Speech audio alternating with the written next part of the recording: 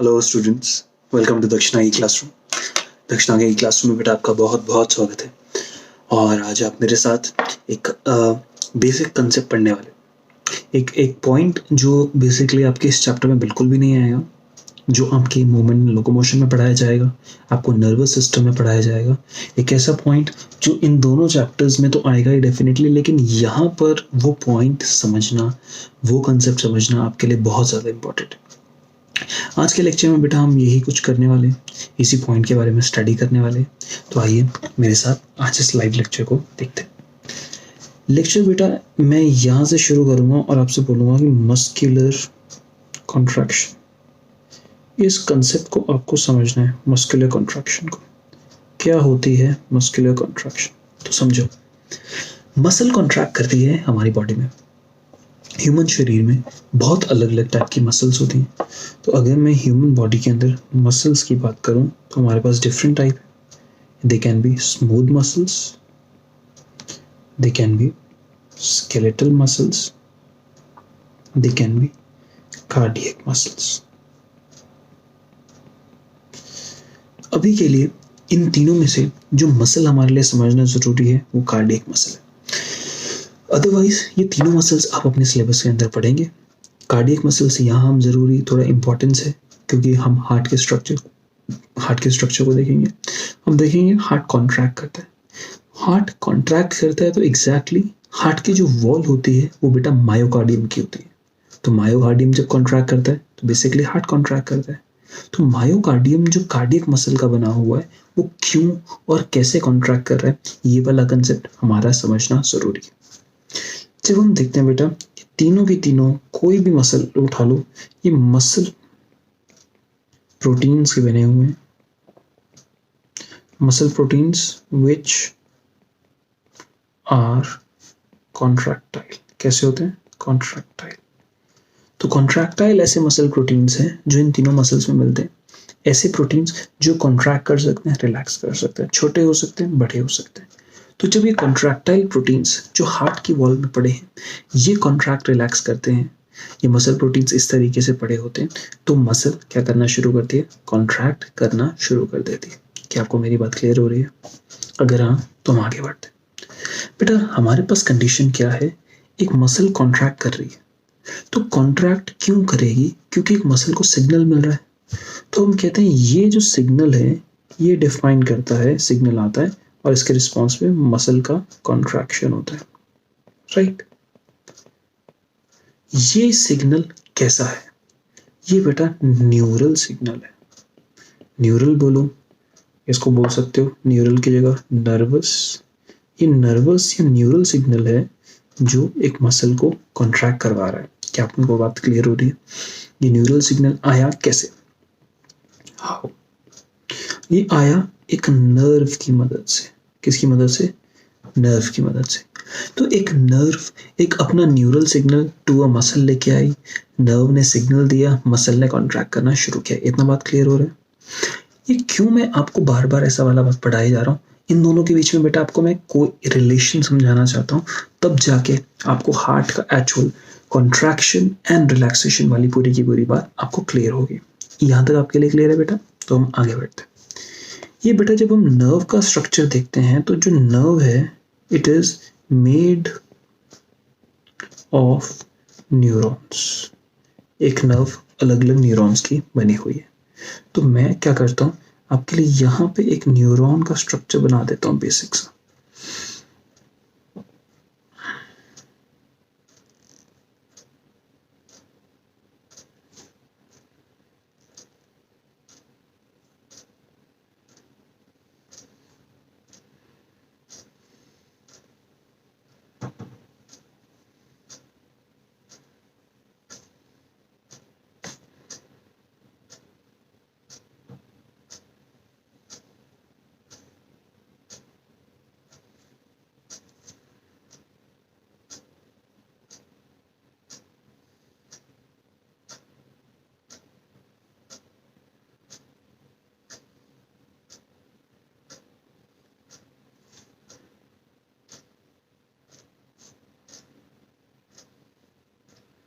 एक बेसिक सा एक रफ सा डायग्राम है न्यूरॉन का।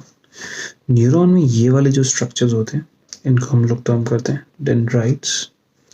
ये वाला स्ट्रक्चर होता है बेटा, ये होता है एक्सॉन। जहां से एक्सॉन स्टार्ट होता है इस पॉइंट को हम कहते हैं एक्सॉन हेलॉक। ये होते हैं axon terminals. Clear?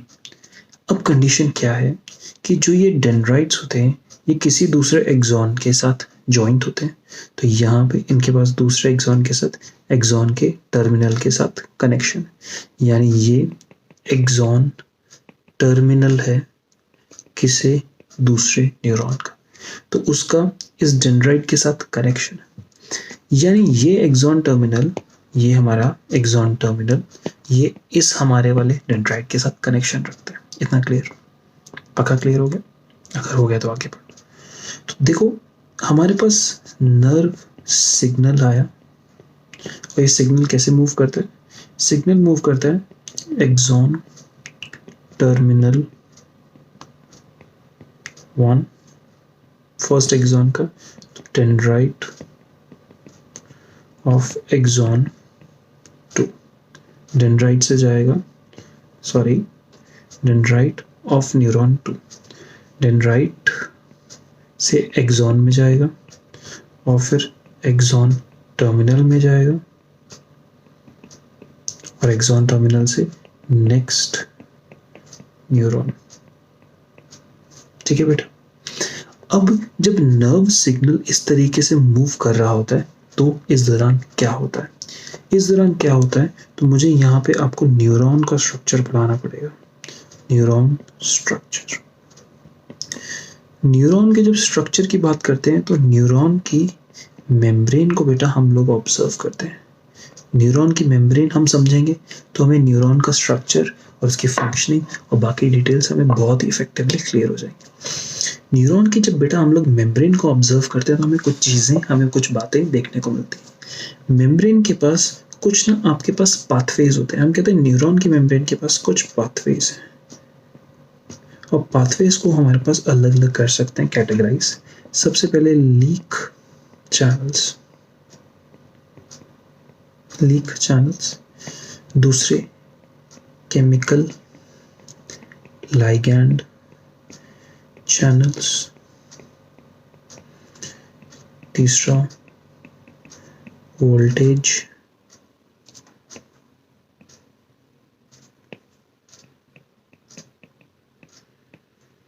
Gated channels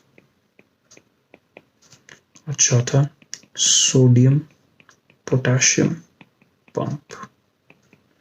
ये हमारे पास चीज़ें हैं जो किसी भी मेम्ब्रेन के आसपास पड़ी हैं।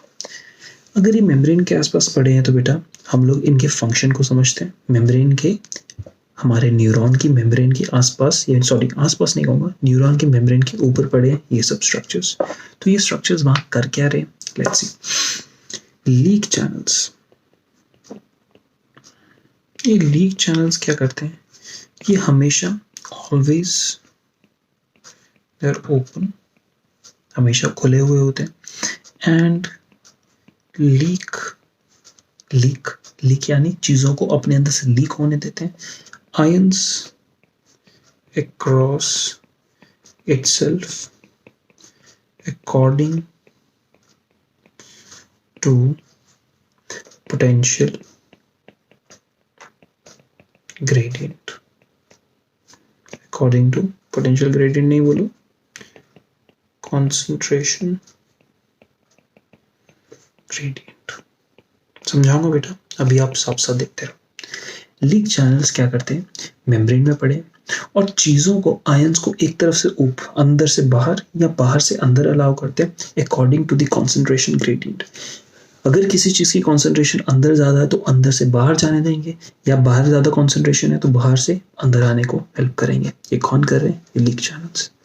दूसरे होते हैं आपके पास केमिकल लाइगैंड चैनल्स।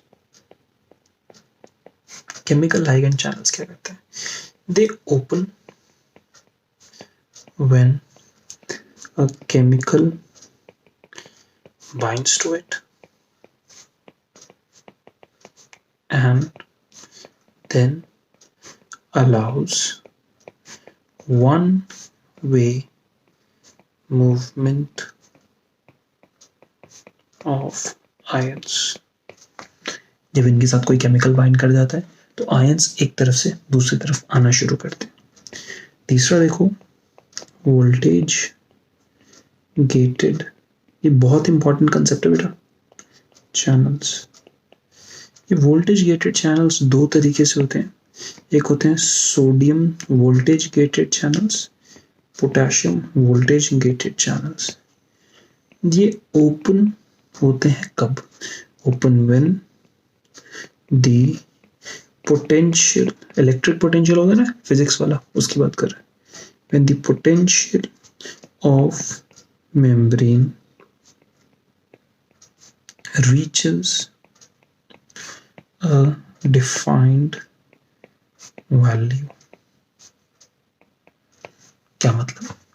सोडियम जो वोल्टेज गेटेड चैनल होता है, ओपन व्हेन वोल्टेज यानी पोटेंशियल डिफरेंस, यानी इस पोटेंशियल की बात कर रही है, is -55 millivolt।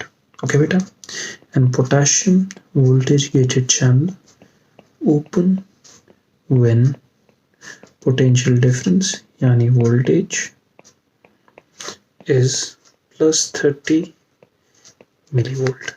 okay beta, clear हो गया। next देखो, सोडियम पोटेशियम पंप, ये क्या काम करेगा? सोडियम पोटेशियम पंप देखते हैं।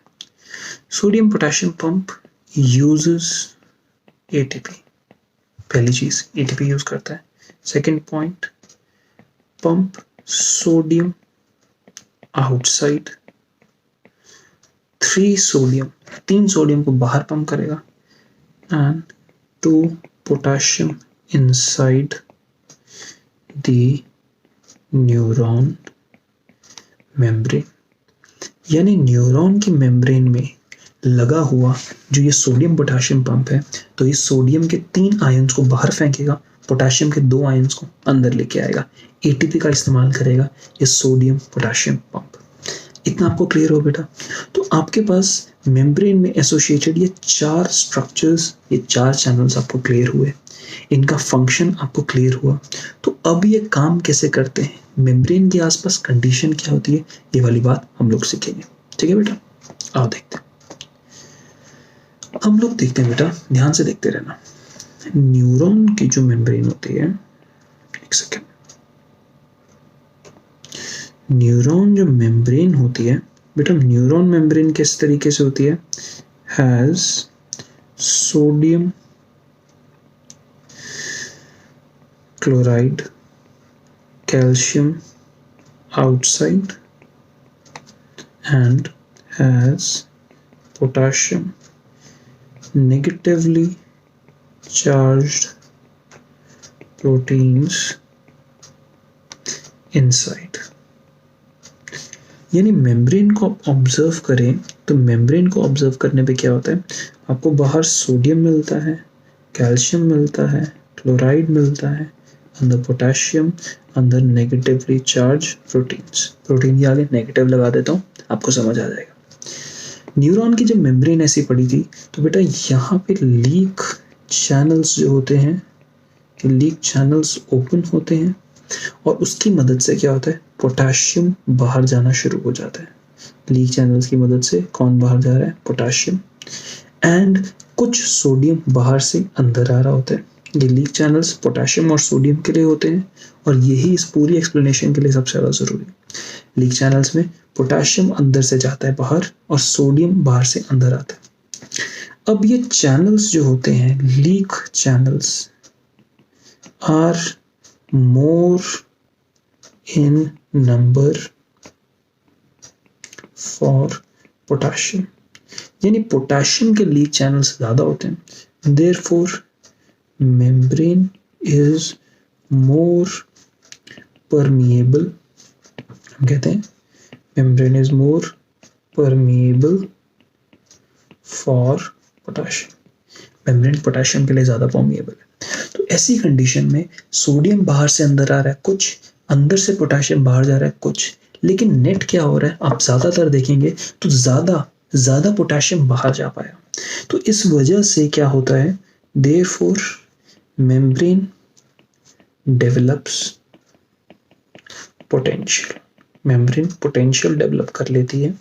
हाउ, कैसे, हम यहां देखते हैं मेम्ब्रेन को ऑब्जर्व करते हैं तो बेटा मेम्ब्रेन कुछ इस तरीके से बन जाती है, बाहर पॉजिटिवली चार्ज बन जाती है क्योंकि बाहर सोडियम भी है पोटेशियम भी है, अंदर नेगेटिवली चार्ज बनती है क्योंकि नंबर ऑफ पोटेशियम अंदर कम हो गए, थोड़े से कम हो गए, बट अंदर नेगेटिवली चार्ज प्रोटीन्स है। तो मेम्ब्रेन एक पोटेंशियल, यानी मेम्ब्रेन क्या डेवलप कर लेते हैं, एक पोटेंशियल डिफरेंस,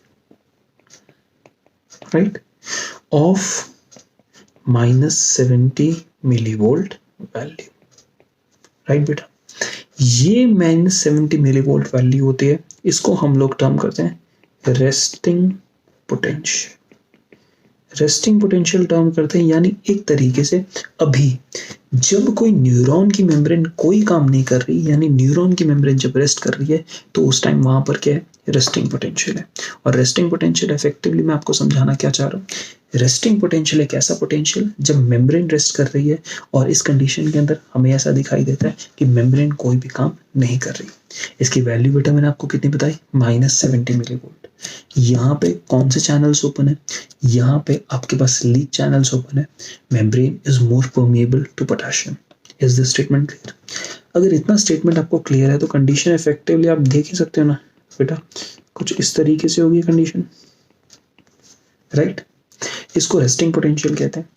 अब यहां पे ऑब्जर्व करो तो हम कहते हैं membrane is in polarised state.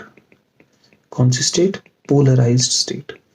Polarised state का मतलब क्या है, एक तरफ पॉजिटिव एक तरफ नेगेटिव, एक तरफ पॉजिटिव एक तरफ नेगेटिव, ये स्टेट पोलराइज्ड स्टेट कहलाती है। क्लियर हो गया? अब हमारे पास सिग्नल आया, क्या होता है, अब आप स्टेप्स देखना, बहुत अच्छा है, बहुत इंपॉर्टेंट है। स्टेप्स, स्टेप्स क्या, अब कंडीशन क्या होती है, पीछे से स्टिमुलस आता है, स्टिमुलस कम्स। जब बेटा स्टिमुलस आता है तो इधर का एक एक्सॉन जिसने शरीर के बाहर से इस इधर का न्यूरॉन जिसने शरीर के बाहर से स्टिमुलस लिया, ये आगे स्टिमुलस पास ऑन करेगा, यानी मैं कहूँगा न्यूरॉन 1 अब हमारे इस न्यूरॉन से कनेक्शन बनाएगा और यहाँ से यहाँ तक कुछ केमिकल्स भेजेगा। क्या भेजेगा? केमिकल्स भेजेगा। और जब इस तरीके से कम्युनिकेट करते हैं, कोई भी दो न्यूरॉन के बेटा टर्मिनल्स, ये एक न्यूरॉन का एक्सॉन टर्मिनल, एक न्यूरॉन का डेंड्राइट वाला पार्ट, ये दोनों कनेक्ट करते हैं एक दूसरे के साथ। इस स्पेस को हम लोग कहते हैं साइनैप्स। यहाँ से कुछ, इसमें से कुछ केमिकल्स यहाँ बाहर निकलते हैं और ये केमिकल्स इसको जाते हैं, ये आगे अब सिग्नल इस तरीके से भेजता है। तो ये जो केमिकल्स आपको ग्रीन कलर से दिखाई दे रहे हैं, मैं इन केमिकल्स की बात कर रहा हूँ। यानी न्यूरॉन 1 ने, पहले वाले न्यूरॉन ने हमारे वाले जिस न्यूरॉन की स्टडी कर रहे हैं उससे कनेक्ट करने के लिए कुछ केमिकल्स भेजे। इन केमिकल्स को बेटा हम लोग क्या कहते हैं? न्यूरोट्रांसमीटर्स। क्या कहते हैं? न्यूरोट्रांसमीटर्स। ये न्यूरोट्रांसमीटर्स अलग अलग तरीके के हो सकते हैं। कुछ न्यूरोट्रांसमीटर कहते हैं कि आगे अच्छे वाला सिग्नल लेके जाओ, कुछ न्यूरोट्रांसमीटर कहते हैं कि आगे काम बढ़ाओ, और कुछ न्यूरोट्रांसमीटर कहते हैं कि अब आगे वाले देखो। हाँ, ये न्यूरॉन 1 ऐसे न्यूरोट्रांसमीटर रिलीज कर सकता है जो हमारे न्यूरॉन को कहेगा कि तुम आगे सिग्नल लेके जाओ, और ऐसे न्यूरोट्रांसमीटर भी रिलीज कर सकता है जो हमारे वाले न्यूरॉन को कहेगा अब तुम आगे सिग्नल मत लेके जाओ, ये सिग्नल इंपॉर्टेंट नहीं, या ऐसा सिग्नल लेके जाओ कि कोई किसी प्रोसेस को बढ़ा सके, या ऐसा सिग्नल लेके जाओ जो किसी एक प्रोसेस को कम कर सके। समझाऊंगा बाद में, अभी के लिए इतना बेसिक समझो कि यहाँ से यहाँ, इससे इसके अंदर कुछ न्यूरोट्रांसमीटर्स पहुंचे। अब ये जो न्यूरॉन हमारे वाला है, इसने न्यूरोट्रांसमीटर्स लिए और यहाँ पर क्या हुआ, जो केमिकल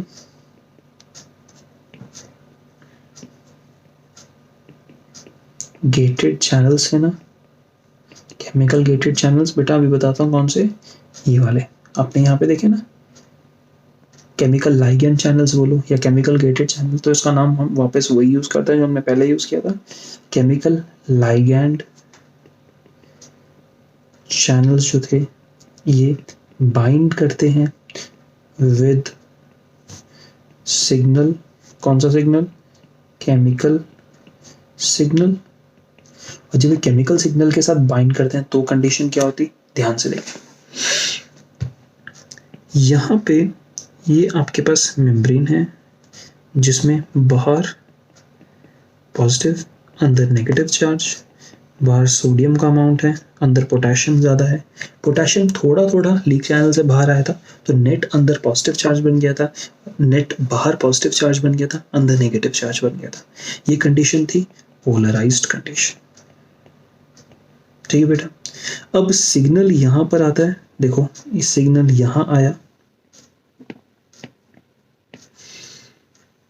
सिग्नल यहां पर पहुंचता है, और अब कंडीशन क्या होती है कि बाहर से ये केमिकल गेटेड जो आपके पास लाइगेंड वाले जो ये चैनल्स होते हैं ओपन होते हैं, तो इससे क्या होता है, इससे हमारे पास कुछ चेंज होना शुरू होता है। और चेंज कुछ इस प्रकार होता है कि बाहर से सोडियम इस तरीके से जो पॉजिटिव कंडीशन में था अंदर नेगेटिव कंडीशन में था, कुछ सोडियम अंदर आना शुरू होता है। जब कुछ सोडियम अंदर आना शुरू होता है तो यहाँ पे आपके पास -70 मिली वोल्ट से क्या होता है, -70 मिली वोल्ट से यहाँ पे पोटेंशियल पहुंच जाता है -55 मिली वोल्ट। यानी बाहर से कुछ पॉजिटिव चार्ज अंदर आया, -70 मिली वोल्ट से कितने पे पहुंचा, -55 मिली वोल्ट। अब जैसे -55 मिली वोल्ट पे पहुंचता है तो जो आपके वोल्टेज गेटेड चैनल्स होते हैं वो ओपन हो जाते हैं। अब मैं कहूंगा वोल्टेज गेटेड चैनल्स, -70 से -55 पे पहुंचेगा तो कौन सा वाला शुरू होगा, sodium voltage gated channels open. और जब sodium voltage gated channels open होंगे तो कंडीशन क्या होगा बेटा, बाहर से जितना भी सोडियम होगा वो अंदर आ जाएगा, अंदर पोटेशियम तो ऑलरेडी था तो बाहर का जो सोडियम था वो अंदर आ गया, तो अंदर अब पॉजिटिव चार्ज बहुत सारा हो जाएगा और अंदर की कंपैरिजन में बाहर आपके पास नेगेटिव चार्ज हो जाएगा। आपको ये वाली बात क्लियर हुई, अंदर आपके पास बहुत सारा पॉजिटिव चार्ज और अंदर की कंपैरिजन में बाहर अपने पास कौन सा चार्ज हो जाएगा, नेगेटिव। इतना अपने को क्लियर हुआ। ये कंडीशन होगी जब sodium voltage gated channel open हो। ये मैं आपको डिटेल में पढ़ा रहा हूँ, ये वाला कंसेप्ट मैं आपको एक बार बाद में भी पढ़ाऊंगा, बट अभी मैं चाहता हूं कि आप कुछ पॉइंट सीख जाए। यहां कंडीशन बेटा जो थी, बाहर पॉजिटिव चार्ज था अंदर नेगेटिव चार्ज था, -70 मिली वोल्ट कंडीशन हुई। अब यहाँ पे कंडीशन क्या हुई, बाहर से सोडियम की मूवमेंट अंदर हो गई, सोडियम वोल्टेज गेटेड जो चैनल्स वो ओपन हुए और सोडियम की बाहर से अंदर मूवमेंट होनी शुरू हुई, और इस वजह से पोलराइज्ड कंडीशन जो ये थी ये उल्टी हो गई। तो इस कंडीशन को हम लोग क्या कहते हैं, डीपोलराइज्ड कंडीशन। क्या कहते हैं, डीपोलराइज्ड कंडीशन। यहां पे मेम्ब्रेन, इस वाले केस के अंदर यहाँ पे मेम्ब्रेन है रेस्टिंग पोटेंशियल में थी, ये समझ पा रहे हो, मेम्ब्रेन यहाँ पे रेस्टिंग पोटेंशियल में थी। अब यहाँ पर क्या होगा, जैसे ही सोडियम अंदर आता है हम कहते हैं यहाँ से एक्शन पोटेंशियल आ गया, यानी डीपोलराइज कंडीशन में क्या हुआ, हमारे पास एक्शन पोटेंशियल यहां पर आ गया।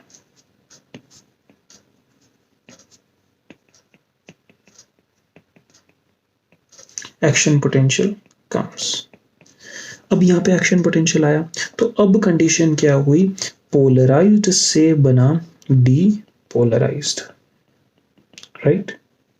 पोलराइज्ड कंडीशन में -70 मिली वोल्ट थी, जैसे ही केमिकल स्टिमुलस आया उस chemical ligand gated ligand channels ने कुछ सोडियम को अंदर आने दिया, -55 पहुंचा, -55 पहुंचा। तब जैसे ही -55 पहुंचा sodium voltage gated channels open हुए, उसकी वजह से बाहर से सोडियम अंदर आ गया। जब बाहर से सोडियम अपने पास अंदर आ गया तो अब कंडीशन पोलराइज से डीपोलराइज बनी, और जब ऐसी कंडीशन बनती है तो -70 से +30 मिलीवोल्ट तक कंडीशन आती है। अब जरा गौर करो, डीपोलराइज कंडीशन में +30 मिलीवोल्ट पे आ गया और हमें पता है जैसे ही +30 मिलीवोल्ट्स पे आता है तो सोडियम के चैनल्स क्लोज हो जाते हैं। डीपोलराइज कंडीशन जब आ चुकी है तब सोडियम के चैनल क्लोज और potassium voltage gated channels open हो जाते हैं। यानी अब डीपोलराइज कंडीशन आने के बाद sodium voltage gated channels close and potassium voltage gated channels open.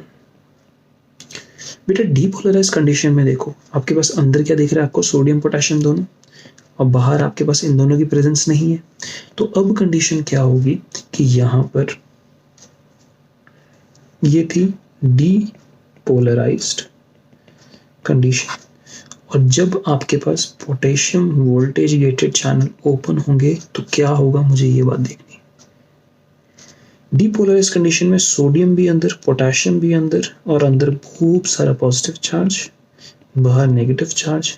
जब पोटेशियम चैनल्स ओपन होंगे तो पोटेशियम अंदर से बाहर की तरफ जाएगा क्योंकि अंदर कॉन्सेंट्रेशन ज़्यादा है। दरवाज़ा खोलेगा तो वहीं से जहाँ ज़्यादा है और जहाँ कम है उसी डायरेक्शन में मूवमेंट होगा, ज़्यादा से कम के डायरेक्शन में मूवमेंट होगा। तो यहाँ क्या होगा, सोडियम अंदर है और पोटेशियम बाहर है, और वापस चार्ज क्या हो जाता है, बाहर पॉजिटिव अंदर नेगेटिव, क्योंकि अंदर सोडियम के साथ नेगेटिवली चार्ज प्रोटीन्स भी हैं।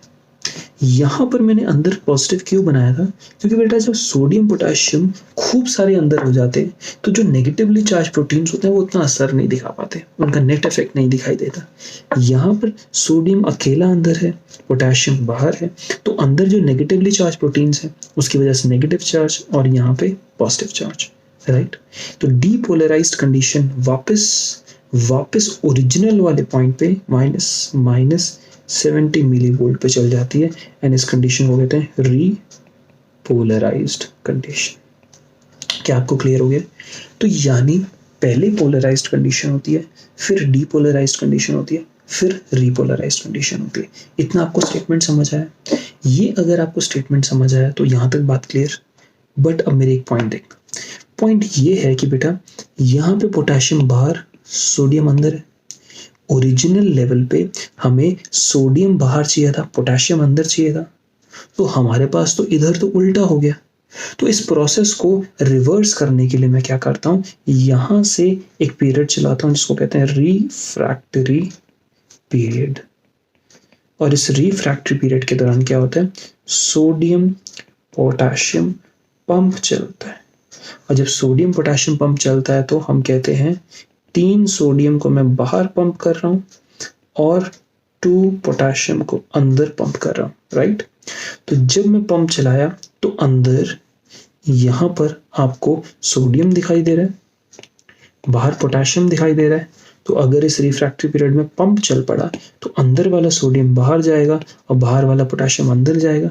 तो आफ्टर रिफ्रैक्टरी पीरियड बेटा कंडीशन क्या होगी, अगर आप यहाँ पे जरा गौर करोगे, आफ्टर रिफ्रैक्टरी पीरियड कंडीशन के अंदर क्या होगा कि जो अंदर से सोडियम है वो आपके पास बाहर पहुंच जाएगा, बाहर का पोटेशियम अंदर, और कंडीशन वही रहेगी कि बाहर पॉजिटिव चार्ज, अंदर नेगेटिव चार्ज, और -70 मिलीवोल्ट।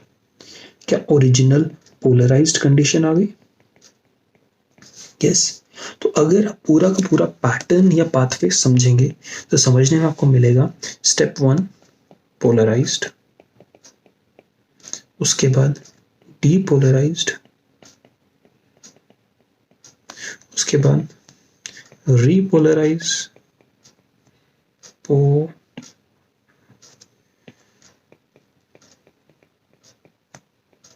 उसके बाद रिफ्रैक्टरी,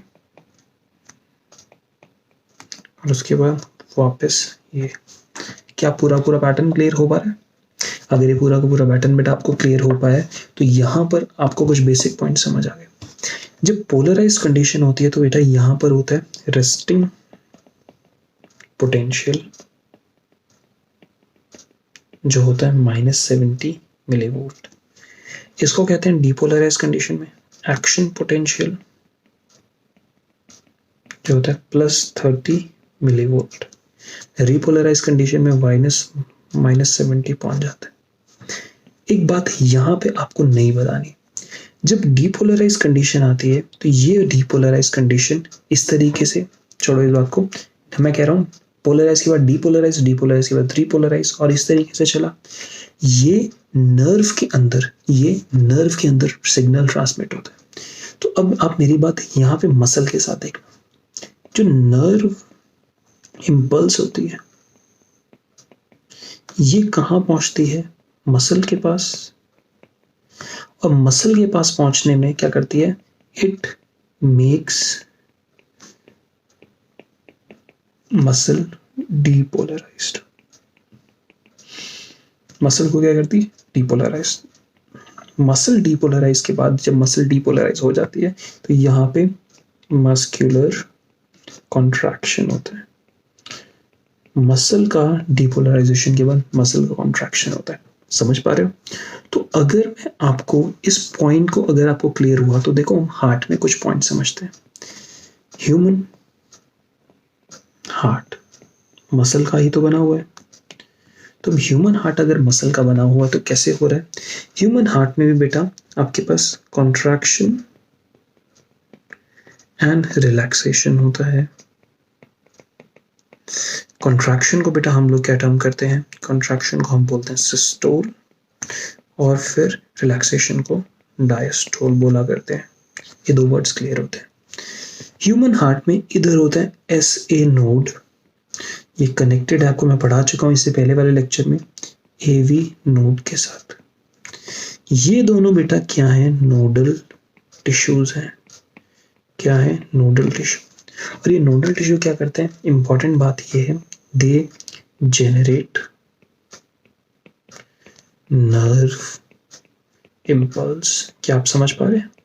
ये नोडल टिश्यू जेनरेट करते हैं नर्व इम्पल्स। जो आपको ये मैंने पूरी की पूरी कहानी समझाई है, ऐसे वाले नर्व इम्पल्स ये नोडल टिश्यूज जेनरेट करते हैं। कहाँ पे? ह्यूमन हार्ट में। तो ह्यूमन हार्ट में जब ये नर्व इम्पल्स जेनरेट करेंगे तो हार्ट की वॉल्स को ये इम्पल्स आगे फॉरवर्ड करेंगे। जब SA नोड और AV नोड और आगे बंडल ऑफ हिस और परकिंजी फाइबर से जब ये जो सिग्नल्स है हार्ट की वॉल्स के पास जाएंगे तो इसके रिस्पॉन्स में हार्ट की वॉल्स डीपोलराइज होंगी। बिल्कुल होंगी। कैसे होंगी देखते हैं। ये जो SA नोड होता है बेटा,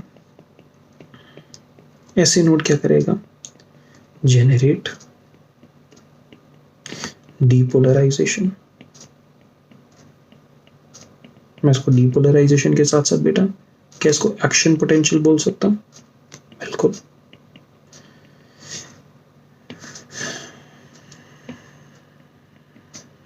एक्शन पोटेंशियल जेनरेट करेगा। और ये एक्शन पोटेंशियल क्या करेगा? दो तरीके से बढ़ने वाला है। एक तरफ ये action potential go to AV node और दूसरी तरफ स्प्रेड टू एट्रियम। जब ये स्प्रेड टू एट्रियम कर जाएगा तो एट्रियम डीपोलराइज हो जाएगा। और जब एट्रियम डीपोलराइज हो जाएगा तो बेटा उसके बाद क्या होगा? Atrium relax, sorry atrium contract, यानी एट्रियम के अंदर क्या होगा? सिस्टोल होगा। ये बात आपको क्लियर हुई? कोई डाउट नहीं। जब बेटा डीपोलराइजेशन होती है तो उसके बाद अपने आप क्या होती है? यहाँ पे रीपोलराइजेशन। और जब रीपोलराइजेशन होती है तो रीपोलराइजेशन के बाद जब रीपोलराइजेशन यहाँ हो जाएगी तो फिर यहाँ पे एट्रियम रिलैक्स करेगा। क्या करेगा? रिलैक्स, यानी डायस्टोल। ठीक बेटा। अब ऐसे नोड ने एक तरफ डीपोलराइजेशन सिग्नल एट्रियम के पास भेज दिया और हमें बात क्लियर हो गई। अब इसके बाद कंडीशन क्या होगी? यहाँ पे ऐसे नोड से, ये जो अपना ऐसे नोड्स है, इससे डीपोलराइजेशन सिग्नल AV नोड पे गया, इससे ये आगे बढ़ेगा तो ये जाएगा बंडल ऑफ हिस के पास और आगे जाएगा, यहाँ से जाएगा पुरकिंजी फाइबर्स के पास, इस तरीके से आगे बढ़ेगा and spread into all ventricles. Ventricles में स्प्रेड करेगा तो इसकी वजह से क्या होगा? वेंट्रिकल्स डीपोलराइज हो जाएंगे। तो वेंट्रिकल्स डीपोलराइज होने के बाद क्या चलेगा? वेंट्रिकल सिस्टोल चलेगा। क्लियर बेटा? वेंट्रिकल जब सिस्टोल हो जाएगा तो इसके बाद क्या होगा, वेंट्रिकल रीपोलराइजेशन, और उसके बाद क्या होगा, वेंट्रिकल डायस्टोल। ये स्टेटमेंट आपको समझ आ रहा है? तो एक तरफ एट्रिया के अंदर इतनी कहानी हुई सिस्टोल डायस्टोल की, एक तरफ वही कहानी वेंट्रिकल में फैली। ये सारा का सारा नर्वस सिग्नल डीपोलराइजेशन यानी एक्शन पोटेंशियल्स ला रहा है, जिसकी वजह से वेंट्रिकल पहले ऑरिकल कॉन्ट्रैक्ट कर रहा है एट्रियम, तब बाद में वेंट्रिकल कॉन्ट्रैक्ट कर रहा है। क्या आपको ये बेसिक अंडरस्टैंडिंग क्लियर हो गई?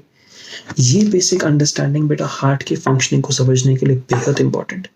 हार्ट किस तरीके से कॉन्ट्रैक्ट कर रहा है, कैसे कॉन्ट्रैक्ट कर रहा है, क्या एक्शन पोटेंशियल्स होते हैं, इन एक्शन पोटेंशियल्स को कैसे समझा जाता है, क्यों होते हैं, कैसे जनरेट होते हैं, सब बात आपको समझ आई। एक्शन पोटेंशियल जो होते हैं वो ऐसे नोड जनरेट करता है। अब मैं आपको कहूंगा ऐसे नोड ने एक डीपोलराइजेशन का सिग्नल दिया तो वो सिग्नल आगे बढ़ता गया। सिग्नल जब एट्रियम में गया, सिग्नल ने एट्रियम को कॉन्ट्रैक्ट करा दिया। आगे बढ़ने के बाद जब वो सिग्नल वेंट्रिकल में गया तो उसने वेंट्रिकल को कॉन्ट्रैक्ट करा दिया। तो ऐसे नोड का एक सिग्नल और हार्ट ने एक बार कॉन्ट्रैक्ट किया। यानी मैं अगर इसी बात को लिखता हूं तो मेरे साथ देखो, ऐसे नोड क्या करता है, one signal and heart one contraction, yes right. तो अब जो हमारा ये ऐसे नोड होता है ना बेटा, ये ऐसे नोड क्या करता है, प्रोड्यूसेस 70 to 75 सिग्नल्स पर मिनट। एक मिनट में 70 to 75 सिग्नल्स प्रोड्यूस करता है। देयरफॉर जो हमारा हार्ट होता है, human heart beats 70 to 75 times per minute, average 72 times, right. यानी ऐसे node decides heart beat speed. किस स्पीड पे बीट करेगा, स्पीड के लिए वर्ड बेटा पेस यूज किया जाता है। तो therefore it's called pacemaker. क्या कहते हैं इसको, पेस मेकर। किसको कहते हैं, ऐसे नोड को। तो ऐसे नोड पेस मेकर होता है। ये कंसेप्ट आपको क्लियर हुआ?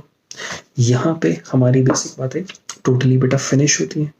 इस लेक्चर में जो पढ़ाया हुआ मैंने आपका वाला पोर्शन है, जो आपको नर्व इम्पल्स न्यूरॉन की कहानी समझा रहा था, उसके साथ हार्ट के साथ ये पॉइंट किस तरीके से एसोसिएटेड है, आपको 100% क्लियर है। अब इसके बाद इसका आज का लेक्चर बेटा हम यहीं पे फिनिश ऑफ करेंगे। आई बिलीव आपका लेक्चर आज को यहीं पे क्लियर हो गया। तो इसके साथ की कल की लेक्चर की वेट कीजिए। आगे की कहानी कार्डियक साइकिल कैसे होती है वो हम कल के लेक्चर में देखेंगे। स्टे ब्लेस्ड बेटा, थैंक यू।